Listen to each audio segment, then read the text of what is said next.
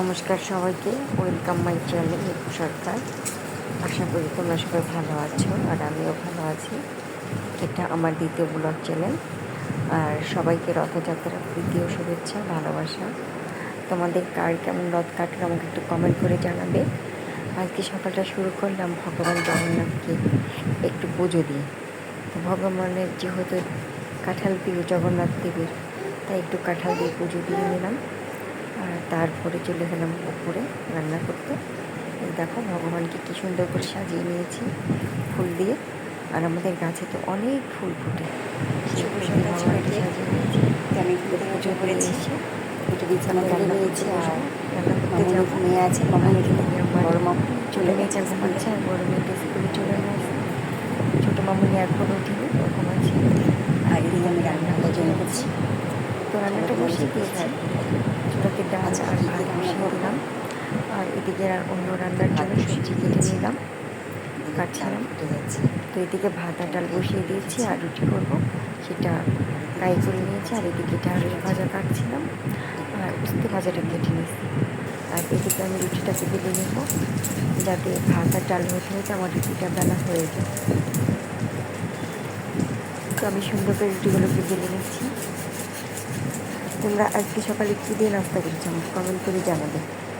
আর আমার ভিডিওটা যদি ভালো লাগে তোমরা লাইক কমেন্ট শেয়ার করো। আর এদিকে আমি রুটিগুলোকে বেলছি, ওদিকে চুলেতে আমার ভাত হয়ে যাচ্ছে। ভাতটা হলে পরে এদিকে আমি নামিয়ে নেব, নামিয়ে রুটিগুলোকে ভেজে নেব। আর এদিকে আমার শ্বশুর মশাই উঠে গেছে, স্নান করা হয়ে গেছে। উনি তো সকালে খাবে, ওনার শরীরটা ভালো না, অসুস্থ মানুষ, তো উনি একটু সকাল সকাল খাবার খেতে চায়। তো যদিও করে সারতে পারিনি, একটু দেরি হয়ে যায় সকালের রান্নাটা আমাদের, কিছু করার নেই। এদিকে ঢ্যাঁড়স ভাজা হয়ে গেছে আর চুলোতে আমি রুটিগুলোকে সেঁকে নিচ্ছি। এই দেখো কি সুন্দর রুটিগুলো ভাজা হচ্ছে। আর আমাদের প্রতিদিন সকালে রুটি হবে, অন্য কোনো খাবার বেশি খেতে চায় না। এবার আমি বাবাকে খাবারটা দিয়ে আসছি। আর রুটিগুলো ভাজা হয়ে গেছে, তারপরে আমি চিংড়ি মাছ দিয়ে উস্তেগুলোকে ভেজে নেব, পেঁয়াজ কাঁচামরিচ দিয়ে আলু দিয়ে। তো নুন হলুদ দিয়ে একবারে আমি চিংড়ি মাছ দিয়ে মাখিয়ে আমি উস্তাটাকে ভেজে নেব সুন্দর করে। এই দেখো ভালো করে নাড়াচাড়া একটু ভেজে দেবো। তো ভাতটা হলে পরে তারপরে সিদ্ধ হয়ে যাবে, ভাজাটা ভালো হবে। তো ভালো করে নাড়াচাড়া দিয়ে এবার আমি ঢাকনা দিয়ে ঢেকে দেবো। আর এটাকে অন্য কড়াইতে আমি শুক্তো করবো ইলিশ মাছের কাঁটা দিয়ে। ইলিশ মাছের কাঁটাগুলোকে খুব ছোটো ছোটো করে কেটে নিয়েছি। আর এদিকে আমি সবজি বসিয়ে দিয়েছি। আর ঢাকনা থেকে আরেকটু সেটাকে নাড়াচাড়া করে নেব, যাতে করে পুড়ে না যায়। সুন্দর করে অল্প আগে আমি আস্তে আস্তে রান্নাটাকে করছি। তারপরে কড়াইতে আমি দিয়ে দেব ইলিশ মাছের কাঁটা, নুন হলুদ মাখানো শুক্তোর জন্য। এবার এগুলোকে একটু কড়া করে ভেজে নেবো, কড়া করে ভাজলে খেতে ভালো লাগে। আর এদিকে মাছ রান্না করবো আজকে, নলা মাছ। তো নুন হলুদ মাখিয়ে নিয়েছি। আর এদিকে কড়াইতে তেল গরম হয়ে গেছে, মাছগুলোকে ভেজে নেব। তো কাঁচা কাঁচা মাছ ভাজা আমার ভালো লাগে না, কড়া মাছ ভাজা ভালো লাগে। কিন্তু আমাদের ফ্যামিলিতে অনেকেই আছে যারা একটু কম মাছ ভাজা খেতে ভালোবাসে, তাদের জন্য একটু মাছটাকে কম করেই ভেজে নেব। এই দেখো আমার মাছ ভাজা হয়ে গেছে। আমি খুব বেশি একটা ভাজা করিনি, হালকা মানে কোনো রকম ভেজে নিলাম। আর তারপরে দিয়ে দেবো কড়াইতে জিরে তেজপাতা সম্ভার আর আলুগুলোকে ভেজে একসাথে।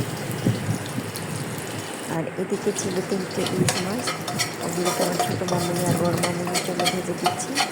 ওরা তো আর অন্য মাছ খেতে চায় না, ওদের জন্য শুধু ইলিশ মাছটাই থাকে আর মাংসটাই বেশিরভাগ করা হয়। আর এদিকে কড়াইতে আমার একটু আমি নলা মাছের তরকারি করার জন্য দিয়ে দিলাম আলু পেঁয়াজ। আর এদিকে পাতায় আমি কেটে রেখেছি আদা জিরে পেঁয়াজ বাটা, পাখিগুলোকে দিয়ে দেবো। আলুটাকে ভালো হলে পরে আলুটাকে একটু ভালো করে ভেজে নেবো লাল লাল করে।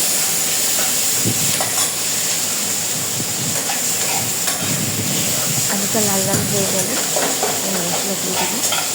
আদা চিনি বাটা, নুন, হলুদ, কাঁচা লঙ্কা, শুকনো লঙ্কা দিয়ে দেবো।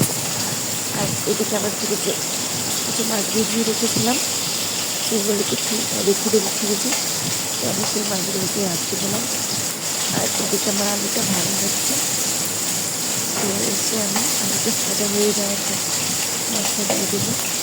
মশলা দিয়ে ভালো করে কষিয়ে মাছের ঝোল দিয়ে দেবো।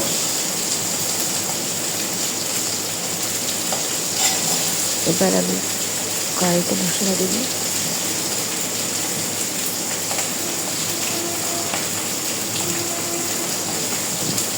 প্লিজ বন্ধুরা আমাকে একটু সাপোর্ট করো, ভিডিওগুলো যদি ভালো লাগে একটু দেখো তোমরা, চ্যানেলটাকে সাবস্ক্রাইব করো। আর এদিকে মশলা কষানো হচ্ছে, এবার আমি মশলা দিয়ে দেবো।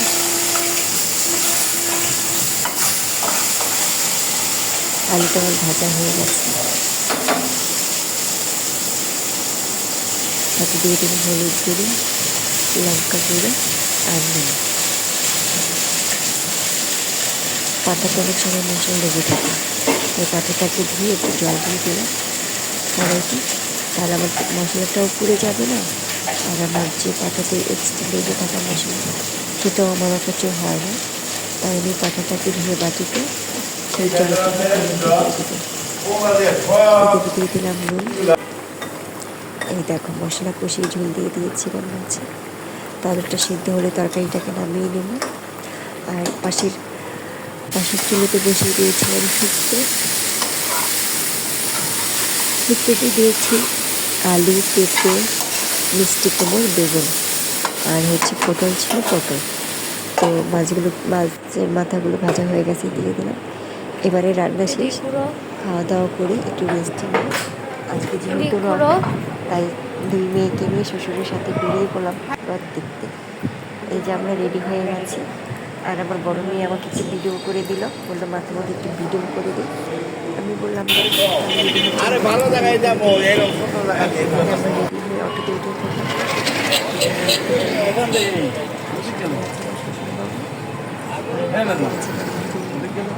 বলে ছোট মেয়ে আর পাশে আছে বড় মেয়ে। এদেরকে নিয়ে আমরা রথে যাচ্ছি। তো এই যে আমরা স্টেশনে দাঁড়িয়েছিলাম, এটা কাজ ছিল বলে চলে আসলাম।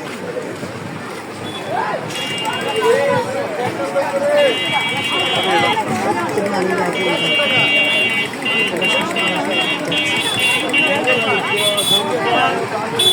নিয়ে পরে নিব।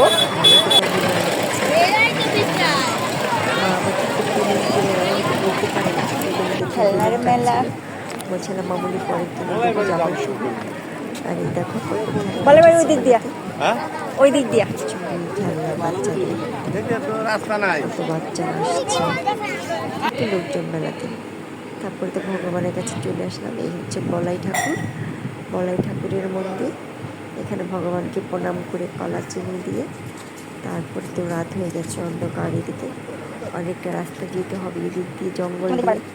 এই জায়গাটা না অনেক বাঁশ, তারপর একটা মানে কী বলবো একটা জঙ্গল, এর ভিতর দিয়ে যেতে হয়। আশেপাশে লোকজন আছে, বাড়িঘর আছে। তো এই রাস্তাটাতে না অতটা মানুষ থাকে না, মানে মানুষজন নেই, একটু নিচুম একটা জায়গা। তো একটু ভয় লাগছিল এই জায়গাটা, কিন্তু কিছু করার নেই। এই রাস্তাটা ছাড়া অন্য কোনো রাস্তাও ছিল না, এখান দিয়ে আমাদের যেতে হবে।